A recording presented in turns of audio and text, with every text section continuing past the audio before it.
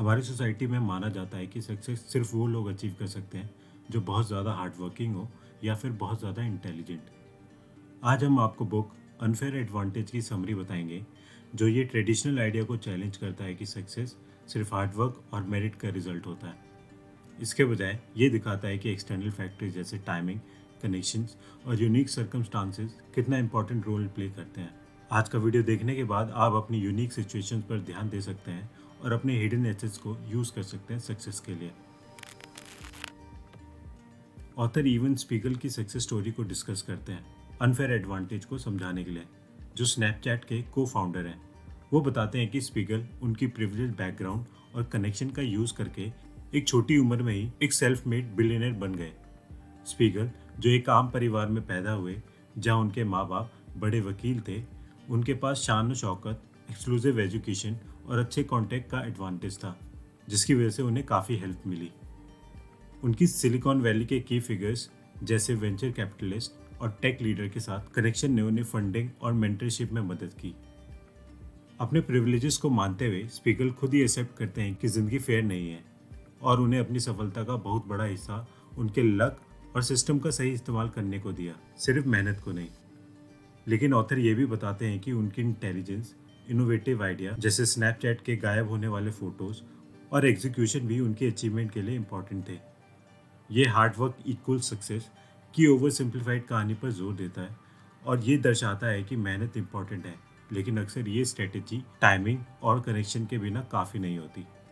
Successful businessman जैसे Katrina fake और read Hoffmann भी ये मानते हैं कि लक, प्रिविलेज और टाइमिंग जैसे फैक्टर्स भी सफलता में इंपॉर्टेंट रोल प्ले करते हैं, मेहनत के अलावा। इसका ओवरऑल मैसेज ये है कि सक्सेस कॉम्प्लेक्स है और कई फैक्टर इसे अफेक्ट करते हैं और हर कोई बराबर की शुरुआत नहीं करता, क्योंकि कुछ लोगों के पास कुछ अनफेयर एडवांटेजेस होते हैं। इसमें ऑथर आगे ऐश की कहानी को डिस्कस करते हैं।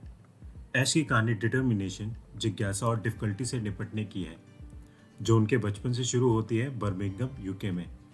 पाकिस्तानी इमिग्रेंट माँ बाप के साथ एक गरीब क्रिमिनल से भरे इलाके में बड़े होते हुए वो हमेशा इंक्विजिटिव रहे और सिचुएशन को क्वेश्चन करते रहे, जो उनके माँ बाप के लिए चिंता का कारण था। उनकी पढ़ाई के लिए उनकी मेहनत और सेक्रीफाइस के बावजूद ऐश ने 2 बार कॉलेज छोड़ा, क्योंकि उन्हें कन्वेंशनल एजुकेशन सिस्टम में अपना बेनिफिट फील नहीं हो रहा था। छोटी उम्र से ही ऐश ने बिजनेस में रुचि दिखाई। 13 साल की उम्र में पेपर राउंड शुरू किया और बाद में पायरेटेड इंसाइक्लोपीडिया सीडीज भी बेची। उनका पहला असली ब्रेक थ्रू तब आया जब उन्होंने एक दोस्त के साथ मिलकर 1998 में एक ऑनलाइन स्टोर बनाया। उन दिनों ई कॉमर्स नॉर्मल नहीं हुआ था।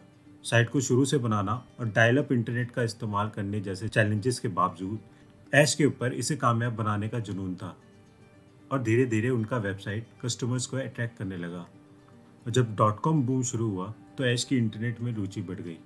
डॉट कॉम बबल के बस्ट होने के बाद ऐश ने अपने आप को एक फेलियर की तरह महसूस किया, लेकिन उन्हें ये समझ आया कि उनकी सफलता सिर्फ मेहनत की वजह से नहीं थी, बल्कि लक और टाइमिंग पर भी डिपेंड करती थी। उन्होंने वेब डेवलपमेंट और ऑनलाइन मार्केटिंग में इंपॉर्टेंट स्किल्स डेवलप किए।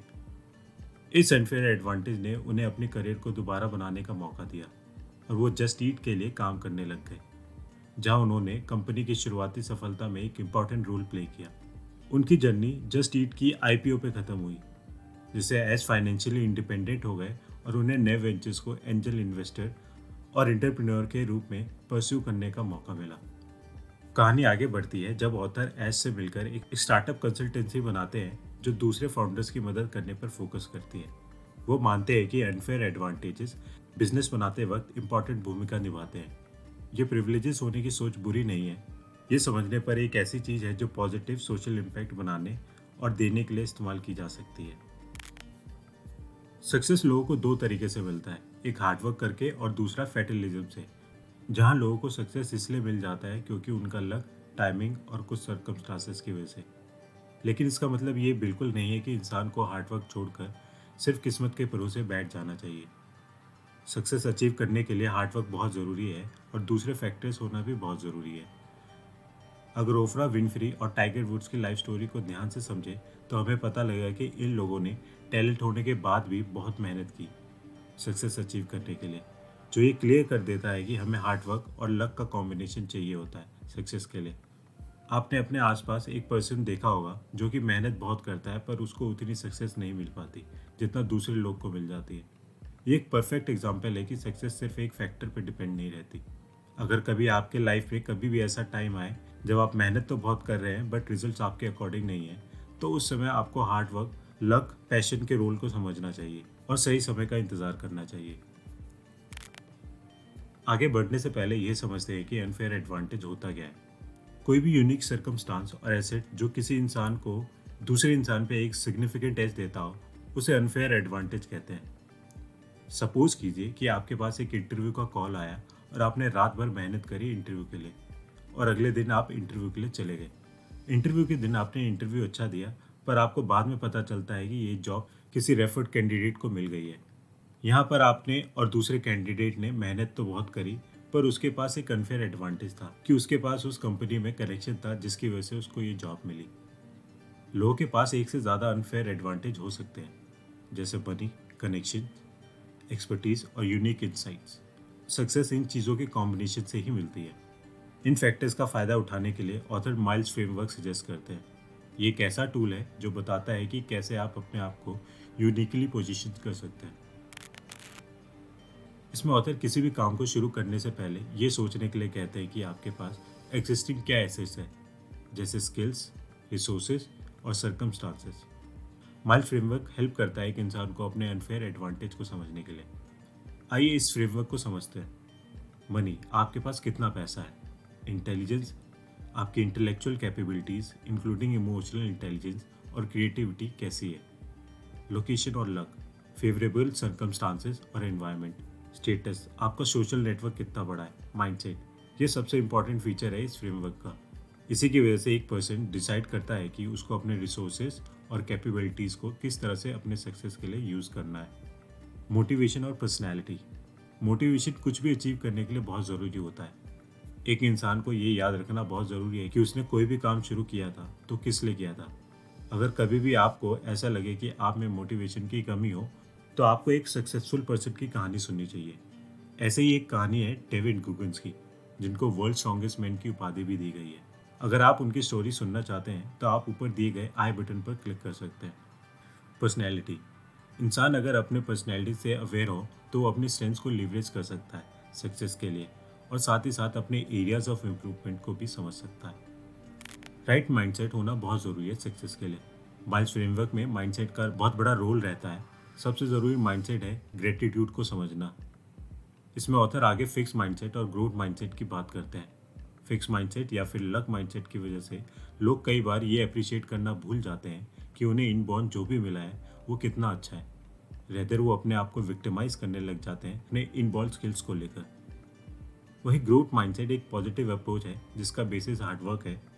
इस पे एक पर्सन ये फर्मली बिलीव करता है कि वो हार्डवर्क से अपने स्किल्स को इम्प्रूव कर सकता है और इवेंचुअली अपने लाइफ को डिफरेंट डायरेक्शन में ले जाकर सक्सेस अचीव कर सकता है।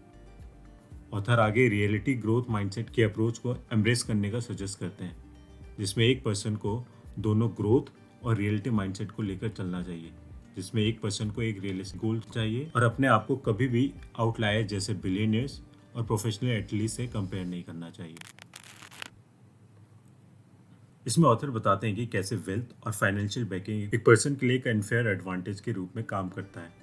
अगर एक पर्सन फाइनेंशियली अच्छा है तो वो एक स्टार्टअप काफ़ी टाइम तक चला सकता है बिना किसी पैसों की कमी की वजह से। अगर कोई व्यक्ति जो फाइनेंशियली बहुत ज़्यादा स्ट्रांग नहीं है तो उसे काफ़ी एफर्ट डालना पड़ेगा अपना स्टार्टअप लंबे टाइम तक चलाने के लिए। उसको काफ़ी डिसीजन सोच समझ कर लेने पड़ेंगे और उसे कभी कभी कॉस्ट कटिंग भी करनी पड़ सकती है। हालांकि ऑथर मनी को एक गारंटी नहीं मानते सक्सेस के लिए, क्योंकि सोसाइटी में वो लोग भी हैं जो फाइनेंशियली अच्छे होने के बावजूद भी फेल हो गए हैं। लैक ऑफ मनी पर्सन के अंदर की क्रिएटिविटी और क्रिटिकल थिंकिंग को बढ़ाता है। ऑथर इसमें दो एग्जाम्पल के थ्रू डिफरेंट टाइप के इंटेलिजेंस के बारे में बात करते हैं। वो दो पर्सन की बात करते हैं जिसमें से एक नाम हसन है जो कि इनबॉर्न इंटेलिजेंट है, वहीं दूसरी तरफ ऐश है जिसने हार्डवर्क से सोशल इंटेलिजेंस और क्रिएटिविटी डेवलप करी। इंटेलिजेंस सिर्फ आईक्यू के बारे में नहीं है, इसमें emotional intelligence, social intelligence, creativity और स्ट्रीट स्मार्टनेस भी इंक्लूडेड है। ये माना जाता है कि जिन लोगों का आईक्यू अच्छा होता है उनके सक्सेस अचीव करने के चांसेस ज़्यादा होते हैं, लेकिन इन रियलिटी इसकी कोई गारंटी नहीं है। इंसाइट का मतलब होता है कि एक प्रॉब्लम को डीपली अंडरस्टैंड करना, गैप ढूंढना या फिर इनएफिशिएंसीज का पता लगाना। ये बहुत हेल्प करता है लोगों को इनोवेटिव सॉल्यूशन फाइंड आउट करने में। इंटेलिजेंस एक डबल एज स्वॉर्ड है।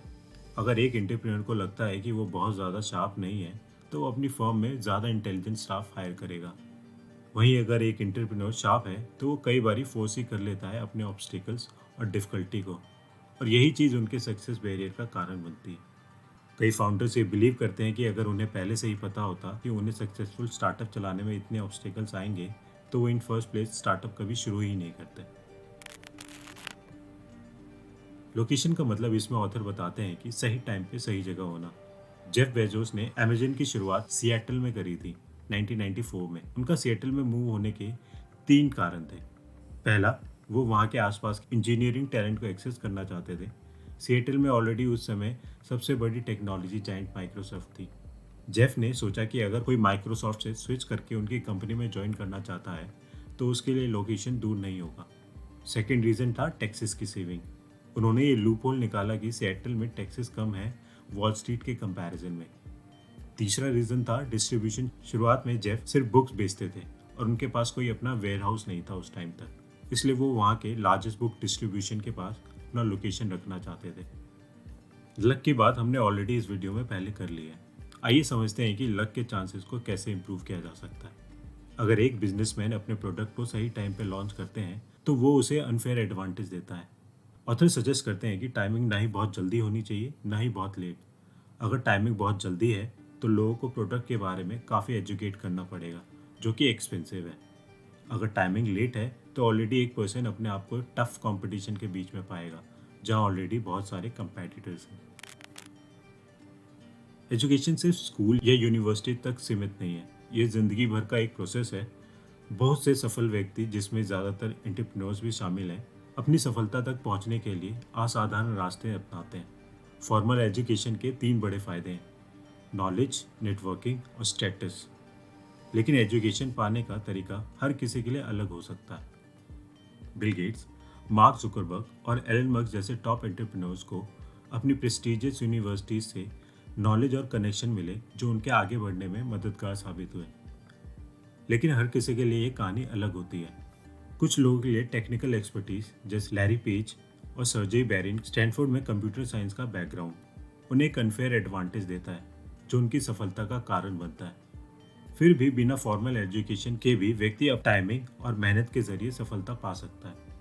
फॉर्मल एजुकेशन से फायदे तो मिलते हैं, लेकिन सफलता का रास्ता सर्कमस्टांसेस, टाइमिंग और व्यक्ति के खुद के प्रयास से भी तय होता है। ट्रेडिशनल या अनकन्वेंशनल रास्ते दोनों ही सफलता तक जा सकते हैं, अगर सही तरीके से इस्तेमाल किए जाए तो। एक्सपर्टीज एक ऐसी स्किल है जो सेल्फ लर्निंग और प्रैक्टिकल एप्लीकेशन के थ्रू डेवलप की जा सकती है। ये एक ऐसा प्रोसेस है जिसमें असली लर्निंग तब होती है जब आप अपने पढ़े हुए ज्ञान को रियल वर्ल्ड सिचुएशन में अप्लाई करते हैं और फीडबैक लेते हैं। आपको एक्सपर्टीज डेवलप करने के लिए फॉर्मल एजुकेशन की ज़रूरत नहीं है। कोई भी इंसान एक किताब पढ़कर, कोर्स लेकर एक्सपर्टीज बन सकता है। इन डिमांड फील्ड में एक्सपर्टीज डेवलप करना एक पावरफुल टूल है, खासकर उन लोगों के लिए जो फाइनेंशियल एडवांटेजेस नहीं रखते। यह उन्हें फ्रीलांस करने या करियर को बेटर बनाने का मौका दे सकता है। एक्सपर्टीज हमेशा स्पेसिफिक होती है, और जब एकेडमिक इंस्टीट्यूशन आपको ब्रॉड नॉलेज देते हैं, वो आपको एक पर्टिकुलर फील्ड में एक्सेल करने के लिए तैयार नहीं करते। इसीलिए सेल्फ ड्रिवन लर्निंग बहुत ज़रूरी है मेजरेबल आउटकम पाने के लिए।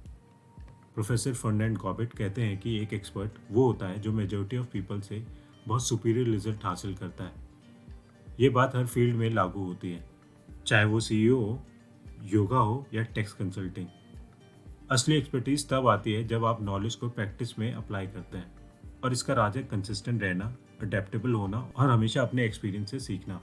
आखिर में एक्सपर्टीज आपकी अनफेयर एडवांटेज है, और इसे डेवलप किया जा सकता है कंटिन्यूस लर्निंग, प्रैक्टिकल एप्लीकेशन और फॉर्मल एजुकेशन के फ्रेमवर्क के बाहर सोचकर। सीखने और अपनी स्किल्स को एनहेंस करने के लिए कभी देर नहीं होती, और हैंड्स ऑन अप्रोच को अपनाने से कोई भी इंसान अपने चूजन फील्ड में प्रोफिशिएंसी के हाईएस्ट लेवल तक पहुंच सकता है। एक इंसान की स्टेटस ही उसका पर्सनल ब्रांड होता है। उनकी social standing, appearance, gender, age, dressing style, खड़े होने का तरीका, बात करने का तरीका उनका एक इमेज बनाता है सोसाइटी के सामने। एक ऐसे ही सिचुएशन में एक यंग कैंडिडेट को सिर्फ इसी वजह से रिजेक्ट करने की कोशिश की गई क्योंकि वो 22 साल का था। चाहे उसने अपनी मेहनत से इम्प्रेसिव अचीवमेंट हासिल की थी, उसने खुद से वेबसाइट बनानी सीखी थी और उसने सक्सेसफुल ई कॉमर्स साइट बनाई थी। जब इंटरव्यू में सीईओ ने उसके ऊपर सवाल उठाया तो कैंडिडेट ने अपना सीवी वापस लिया, उम्र के कॉलम को रेड पेन से काट दिया और पूरी सेल्फ कॉन्फिडेंस के साथ लिखा 32। ये बताते हैं कि उम्र सिर्फ एक नंबर है। इस कॉन्फिडेंस और अपने काम की वजह से उन्हें वो जॉब मिल जाती है। सोसाइटी में स्टेटस अक्सर सक्सेस सिंबल जैसे प्रेस्टिजियस जॉब्स, एजुकेशन या वेल्थ से लिंक्ड होता है, लेकिन अंदर का कॉन्फिडेंस और सेल्फ स्टीम भी उतना ही ज़रूरी होता है। स्टेटस का मतलब सिर्फ बाहर दिखने वाली चीज़ें ही नहीं, बल्कि आप अपने आप को कैसे देखते हैं, इससे भी होता है। हाई स्टेटस लोगों की अटेंशन खींचता है और उन्हें इन्फ्लुएंस करता है। तो ये थी समरी बुक अनफेयर एडवांटेज।